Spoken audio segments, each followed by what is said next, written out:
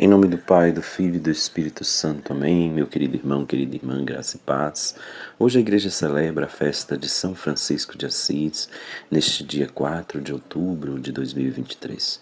Peçamos a intercessão deste grande santo que marcou e marca a história da igreja.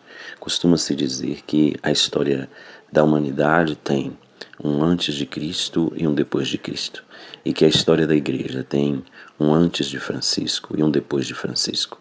Tal é a importância de São Francisco. Peçamos sobretudo a São Francisco a graça de podermos viver o Evangelho sem glosa, como ele dizia, sem muita explicação, mas na essência do Evangelho, que é justamente a prática do amor verdadeiro, um amor que abraça o outro como irmão, um amor que ama a pobreza verdadeira, a pobreza evangélica, que é o reconhecer-nos sempre necessitados da bondade e do amor de Deus em nossas vidas. Vamos, neste dia, acolher o Santo Evangelho, pedindo a intercessão de São Francisco para que possamos compreender cada vez mais a vontade de Deus em nossas vidas. O Evangelho é segundo Lucas 9, de 57 a 62. Naquele tempo, enquanto Jesus e seus discípulos caminhavam, alguém na estrada disse a Jesus: Eu te seguirei para onde queres que fores. Jesus respondeu: As raposas têm tocas e os pássaros têm ninhos, mas o Filho do homem não tem onde repousar a cabeça. Jesus disse a outro: Segue-me. Este respondeu: Deixa-me primeiro ir enterrar meu pai. Jesus respondeu: Deixa que os mortos enterrem os seus mortos, mas tu vai anunciar o reino de Deus. Um outro ainda lhe disse: Eu te seguirei, Senhor, mas deixa-me primeiro despedir-me dos meus familiares. Jesus, porém, respondeu-lhes: Quem põe a mão no arado e olha para trás não está apto para o reino de Deus. Palavra da salvação. Glória a vós, Senhor. Iniciando essa reflexão, eu quero convidar você, meu querido irmão, querida irmã, neste dia tão bonito em que celebramos São Francisco, ele que quis sempre pregar o Evangelho, a compartilhar esta reflexão com outras pessoas, ajudando também que essa mensagem do Evangelho chegue ao coração de mais e mais pessoas. É importante a gente fazer isso, e peço também que você comente, que você faça o seu comentário no YouTube para ajudar mais pessoas também a terem um contato certo com essa palavra santa de Deus.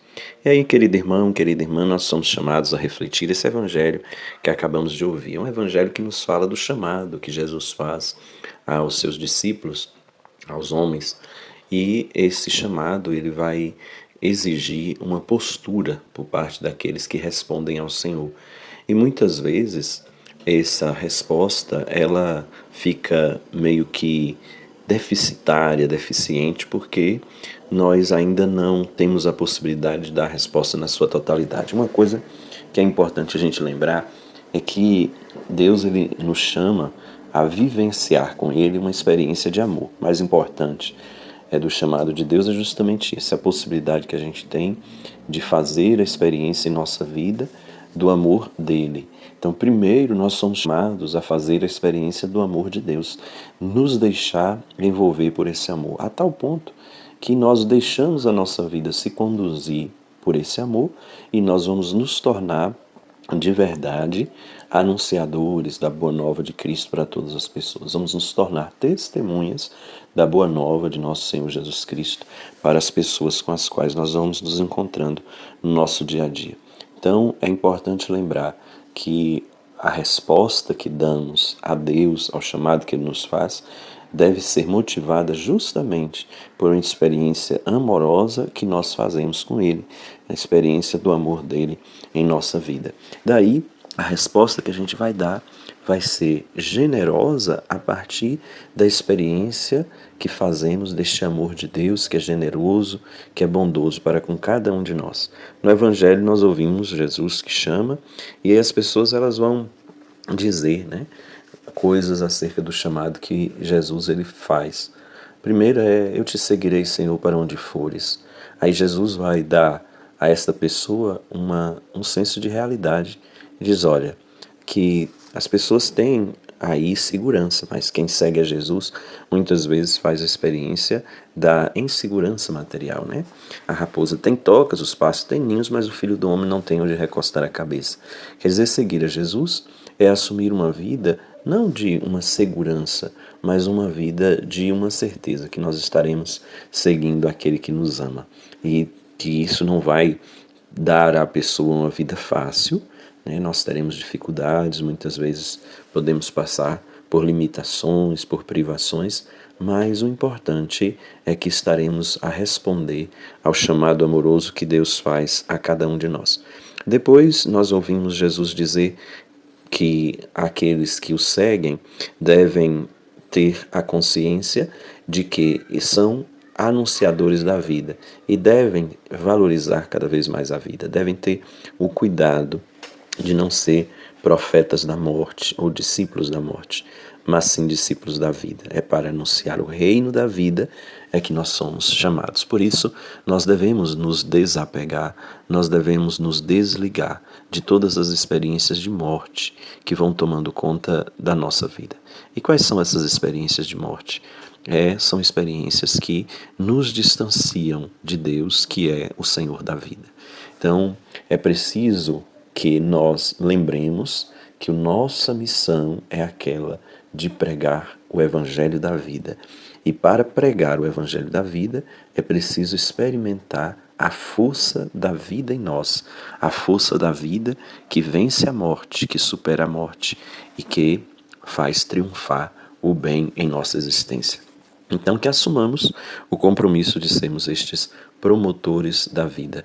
E depois, Jesus, ele faz uma outra colocação quando a pessoa diz: olha, eu vou seguir o Senhor, mas antes deixa eu me despedir da minha família, deixa eu fazer a experiência de ir despedir da minha família. Jesus diz: quem pega no arado e olha para trás não é digno do reino de Deus. É interessante a simbologia que Jesus apresenta nessa sua frase, porque ele fala do arado, né? O arado, guiado pelo boi, pelo cavalo, ele deve ser orientado por uma pessoa. E se a pessoa olha para trás, ela perde o risco, né? No arado, o arado sai da linha e perde o risco. Jesus, ele chama a gente a lembrar que os nossos olhos, eles devem sempre estar fixos em Jesus, que vai sempre à nossa frente. Ele é o sentido da nossa vida. E que nós devemos ter cuidado, um cuidado especial, para não ficarmos presos ao passado. Ficar olhando para o passado, ficar preso no passado, impede a gente de construir, a partir do presente que estamos vivendo, uma realidade futura, uma realidade de esperança, uma realidade que vai fazer a nossa história. Então é preciso um desapego do passado.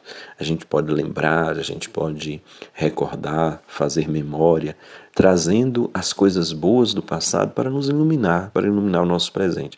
Mas devemos ter cuidado para não ficar preso no passado e presos no passado, ficar remoendo demais o que passou e nos prender de tal forma que temos a fraqueza de ficar somente no passado e não dar os passos necessários para um crescimento importante diante da vida.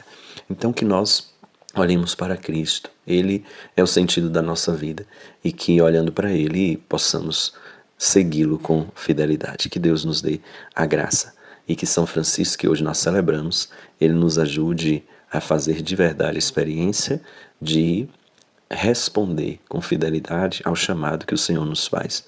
Lembrando que não é com facilidade, nós teremos dificuldade, lembrando que é preciso sermos anunciadores da vida e por isso nos apegarmos sempre àquilo que é vida, e lembrando que nós não devemos nos prender ao que passou, mas devemos usar o que passou para nos ajudar a viver melhor o presente, isso sim, e que a graça de Deus nos conceda viver verdadeiramente esse compromisso.